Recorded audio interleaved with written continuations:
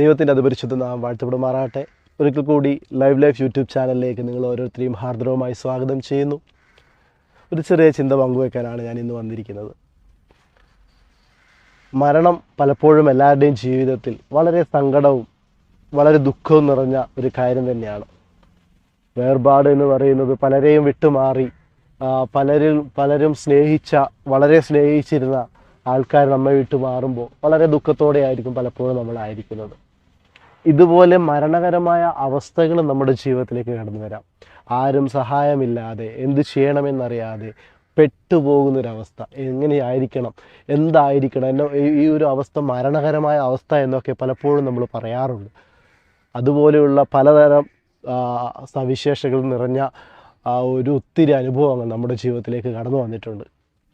അങ്ങനെ പലതരത്തിലുള്ള അനുഭവങ്ങൾ നമ്മുടെ ജീവിതത്തിലേക്ക് കടന്നു വന്നപ്പോഴും നമ്മുടെ ചാര വരുന്ന ഒരാളെക്കുറിച്ച് നിങ്ങൾക്ക് പരിചയപ്പെടാനാണ് ഞാൻ ഇന്ന് ആഗ്രഹിക്കുന്നത്.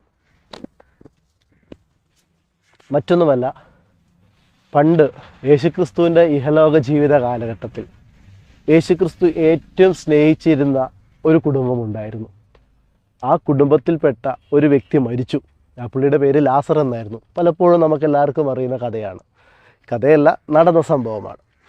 യേശുക്രിസ്തു ആ വ്യക്തി അസുഖം പിടിച്ച് കിടക്കുമ്പോൾ തന്നെ അറിഞ്ഞു ആ വ്യക്തി അസുഖം പിടിച്ച് കിടക്കുന്നുണ്ട്, ഇങ്ങനെ പലതരത്തിലുള്ള ബുദ്ധിമുട്ടുകളാൽ ഭാരപ്പെടുന്നുണ്ട്, രോഗത്താൽ ബാധിതനാണെന്നൊക്കെ യേശുക്രിസ്തുവിന് സന്ദേശം കിട്ടി. അത് ആൾക്കാർ മുഖേന, ഇന്നത്തെ കാലത്ത് മെസ്സേജും വാട്സപ്പൊക്കെ ഉള്ളത് കൊണ്ട് പെട്ടെന്നൊക്കെ പലരും ഫോൺ വിളിച്ചിട്ടൊക്കെ അറിയും. പക്ഷെ അന്നത്തെ കാലത്ത് ആൾക്കാരെ വിട്ട് പറയുന്ന ഒരു ശൈലിയായിരുന്നു അവിടെ ഉണ്ടായിരുന്നത്. എങ്കിലും ആ വ്യക്തി അവിടെ എത്തി യേശുക്രിസ്തുവിനോട് അറിയിച്ചു, ലാസർ ദീനം പിടിച്ച് കിടപ്പാണ്, അങ്ങോട്ട് വിളിക്കുന്നുണ്ടെന്ന് പറഞ്ഞു. തൻ്റെ സഹോദരികൾ അങ്ങോട്ട് വിളിക്കുന്നുണ്ടെന്ന് പറഞ്ഞു. അങ്ങനെ യേശുക്രിസ്തു അവിടെ ഇരുന്നിട്ട് പറഞ്ഞു, 2 ദിവസം കൂടെ കഴിഞ്ഞിട്ട് പോവാം. എന്തൊരു ഇതല്ലേ.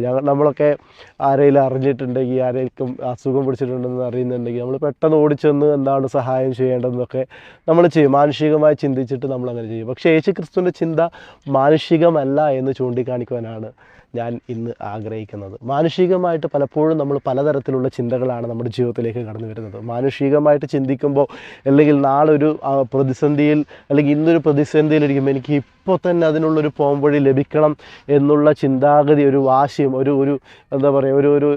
ഒരു തരത്തിലുള്ള കടുംപിടുത്തം നമ്മുടെ ജീവിതത്തിലേക്ക് വന്നു. ഇന്ന് തന്നെ അത് സംഭവിക്കണം, എനിക്ക് നാളത്തേക്ക് വേണ്ട, എനിക്ക് ഇന്ന് തന്നെ അതിനുള്ളൊരു പരിഹാരം ലഭിക്കണം, എനിക്ക് ഇന്ന് തന്നെ അതിനെക്കുറിച്ചൊരു എനിക്ക് അങ്ങനത്തെ ഒരു സംഭവം വേണം എന്നൊക്കെ നമ്മൾ കടുംപിടുത്തം നമ്മുടെ ജീവിതത്തിലേക്ക് പലപ്പോഴും നമ്മൾ എടുക്കുന്നതായിട്ട് നമുക്ക് കാണാൻ സാധിക്കും. പക്ഷേ യേശുക്രിസ്തുവിൻ്റെ ജീവിതത്തിൽ അത് നേരെ തിരിച്ചാണ്. കടുംപിടുത്തങ്ങളല്ല, യേശുക്രിസ്തുവിനെല്ലാം തക്ക സമയത്ത് ചെയ്താണ് ശീലം.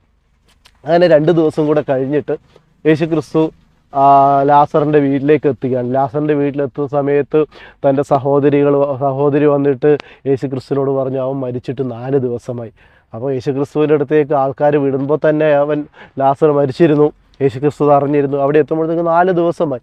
4 ദിവസമായി എന്ന് പറയുമ്പോൾ അവിടെ കല്ലറയ്ക്കകത്ത് വെച്ചിട്ട് മണം വന്നിട്ടുണ്ടോ? നമുക്കറിയാം, 3 ദിവസം 2 ദിവസം കഴിയുമ്പോൾ തന്നെ മരിച്ചു കഴിഞ്ഞാൽ മനുഷ്യൻ്റെ സ്മെല്ല് കടന്നു വരാൻ ഇടയായിത്തരും. അങ്ങനെ നാറ്റം വെച്ച് തുടങ്ങി ഇരിക്കുന്ന ഒരു അവസ്ഥയിലാണ് ലാസർ കല്ലറയിലകത്തായിരിക്കുന്നത്.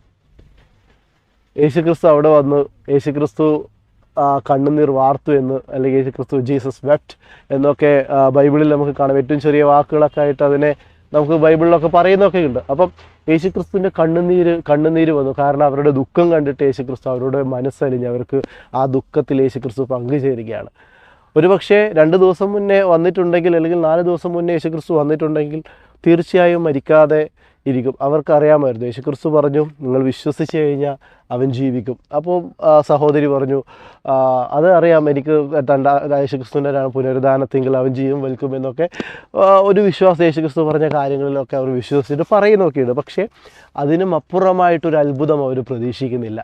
പലപ്പോഴും നമ്മുടെ ജീവിതത്തിൽ ഇത് തന്നെയാണ്. ദൈവം നമ്മളോട് പറയും, ഞാൻ നിൻ്റെ കൂടെയുണ്ട്, ഞാൻ നിനക്ക് എന്ത് സഹായം വേണമെങ്കിലും ഞാൻ നിനക്ക് ചെയ്തു തരും, നിൻ്റെ ഏത് പ്രതിസന്ധികളിലായാലും, നിൻ്റെ ഏതൊരു സാഹചര്യത്തിലും കഷ്ടതയുടെ നടുവിലും ഞാൻ നിൻ്റെ കൂടെയുണ്ട്, നിനക്ക് ആശ്വാസദായകനെ ഞാൻ കൂടെയുണ്ട്. എപ്പോഴും പല സാഹചര്യങ്ങളും നമ്മുടെ കൂടെ ഇരുന്ന ഒരു ദൈവമാണ്. പലതരത്തിലുള്ള പ്രശ്നങ്ങൾ കടന്നു വന്നപ്പോഴും നമ്മുടെ കൂടെ ഇരുന്ന ഒരു ദൈവമാണ്. പക്ഷേ നമ്മൾ അതൊക്കെ മറന്നു പോകുന്ന ഒരവസ്ഥ നമ്മൾ പലപ്പോഴും നമ്മുടെ ജീവിതത്തിലുണ്ട്. നമ്മൾക്ക് ദൈവം എല്ലാം പറഞ്ഞു തന്നിട്ടുണ്ടെങ്കിൽ ഒരു സാഹചര്യം വരുമ്പോൾ ഇതെനിക്ക് ദൈവം സഹായിക്കത്തില്ല, ഇവിടെ ദൈവത്തിൻ്റെ ഒരു പ്രവൃത്തി വെളിപ്പെടാനില്ല, ഇവിടെ നശിച്ചു, എല്ലാം ഇവിടെ കൊണ്ട് തീർന്നു, ഇതിനപ്പുറത്തേക്കൊരു തരത്തിലും ഒന്നുമില്ല എന്ന് നമ്മൾ വിധി എഴുതുന്ന ഒരു സാഹചര്യം പലപ്പോഴും നമ്മുടെ ജീവിതത്തിലുണ്ട്. പക്ഷേ ഈ ലാസറിൻ്റെ ജീവിതത്തിലേക്ക്, അല്ലെങ്കിൽ ഈ ഒരു സിറ്റുവേഷനിലേക്ക് യേശുക്രിസ്തു കടന്നു വന്നിട്ട് പറയുകയാണ്, ലാസറേ പുറത്തു വരിക. മരിച്ച് 4 ദിവസം കഴിഞ്ഞ വ്യക്തി തൻ്റെ ശീലകൾ ചുറ്റപ്പെട്ടിരിക്കുന്ന അവസ്ഥയിൽ തന്നെ ആ അവസ്ഥയോടു കൂടെ കല്ലറയിൻ്റെ പുറത്തോട്ട് കടന്നു വരികയാണ്. നാറ്റം വമിച്ചെന്ന് പറയുന്ന, അല്ലെങ്കിൽ നമ്മുടെ രീതിയിൽ ഇനി ഇതിനൊരു സഹായമില്ല, എൻ്റെ ജീവിതത്തിൽ ഇതിനൊരു പോംവഴിയില്ല, ഇതിനപ്പുറമായിട്ട് എനിക്കൊന്നും ചിന്തിക്കുവാനില്ല എന്ന് ചിന്തിച്ച് നടക്കുന്ന പലരുടെയും ജീവിതത്തിലേക്ക് യേശുക്രിസ്തു ഇന്ന് പറയാൻ ആഗ്രഹിക്കുന്ന ഒരു കാര്യമുണ്ട്. നിൻ്റെ ഏത് ദുരന്തം പിടിച്ചിരിക്കുന്ന ഒരു അവസ്ഥയായാലും ശരി, പഴകിയ അവസ്ഥയായാലും, ഇതിനൊരു പരിഹാരമില്ല, ഇതിനൊരു അന്ത്യമില്ല, ഇതിന് ഒരു പരിഹാരമില്ല, ഒരിക്കലും ഇതിൽ നിന്നൊരു എനിക്ക് കരകയറാൻ പറ്റത്തില്ല. കൊടിയ കടബാധ്യതയായിരിക്കാം, ഒരുപക്ഷെ ലോണുകളായിരിക്കാം, പലതരത്തിലുള്ള ലോണുകളുടെ അവസ്ഥകളായിരിക്കാം, ഇതിൽ നിന്ന് എനിക്ക് കരകയറാൻ പറ്റത്തില്ല, ആത്മഹത്യയാണ് എനിക്ക് മുന്നിലുള്ള ഏക വഴി, അല്ലെങ്കിൽ ജയിലിലേക്ക് പോകുക എന്നതായിരിക്കും എൻ്റെ മുമ്പിലുള്ള ഏക വഴി, ഒരുപക്ഷെ രോഗത്തിൻ്റെ അവസ്ഥയായിരിക്കാം, എനിക്ക് രോഗമാണ്, ഈ രോഗം എന്നെയും കൊണ്ടേ പോകത്തുള്ളൂ, ഞാൻ മരിച്ചു പോകും, എൻ്റെ ജീവിതത്തിൽ ഇനി മുന്നോട്ടുള്ളൊരു അവസ്ഥയില്ല, എൻ്റെ ജീവിതത്തിൽ ഇനി എനിക്ക് മുന്നോട്ട് പോകാൻ സാധിക്കുകയില്ല. ഇങ്ങനെയുള്ള പല ചിന്താഗതികളും പലപ്പോഴും നമ്മെ വേട്ടയാടിക്കൊണ്ടേയിരിക്കും. പക്ഷേ ഇതിന് മുന്നമേ യേശുക്രിസ്തു ചെയ്ത അത്ഭുതങ്ങളെ പലപ്പോഴും നമ്മൾ മറന്നു പോകുന്നു.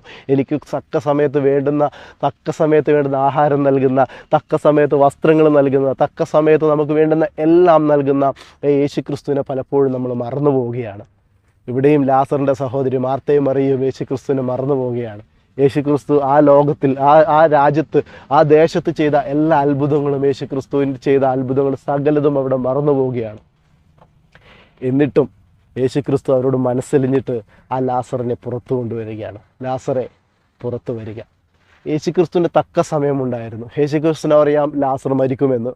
മരിച്ചിട്ട് അവിടെ യേശുക്രിസ്തുവിൻ്റെ ദൈവിക പ്രസൻസ്, അല്ലെങ്കിൽ ദൈവിക അത്ഭുതം അവിടെ വെളിപ്പെടേണ്ടതാകുന്നു.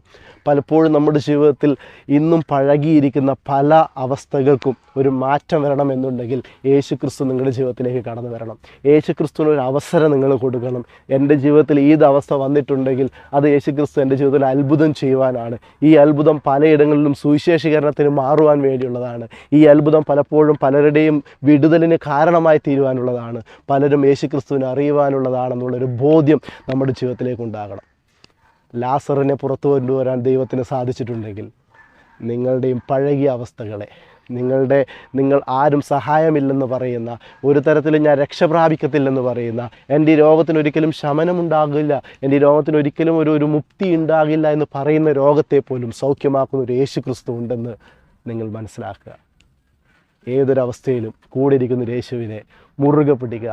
ആ യേശു നിങ്ങളെ ഓരോരുത്തരെയും സഹായിക്കുമാറാകട്ടെ. ദൈവം നിങ്ങളെ അനുഗ്രഹിക്കുമാറാകട്ടെ.